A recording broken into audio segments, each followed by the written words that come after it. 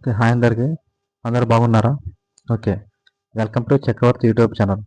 ముందుగా సీకేడీ పేషెంట్స్‌కు ఎలాంటి ఫుడ్ తినాలి అని చెప్పబోతున్నాను. పొటాషియం ఉన్న లో పొటాషియం ఉన్న ఫుడ్ తీసుకోవాలి. అది ఇందులో ఉంటదని చెప్తా ఇప్పుడు నేను. జాగ్రత్తగా వినండి. అంతగా ముందు మన ఛానల్‌ని ఎవరైతే సబ్స్క్రైబ్ చేస్తున్నారో కొత్తగా వచ్చిన వారు బెల్ ఐకాన్ ట్యాప్ చేయండి. సబ్స్క్రైబ్ చేసుకోండి. ఓకే.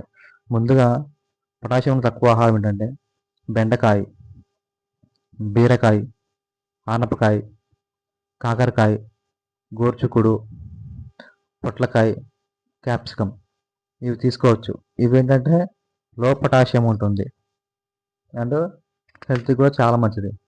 ఎక్కువగా మీరు ఆనపకాయ అంటే సొరకాయ అంటారు కదా! సొరకాయ తీసుకోండి. సొరకాయ అనేది చాలా మంచిది. ఇంకోటేంటంటే మనకు ప్రోటీన్ చాలా అవసరం కాబట్టి వారానికి ఒకసారి మాత్రమే 250 గ్రామ్స్ చికెన్ తీసుకోవచ్చు.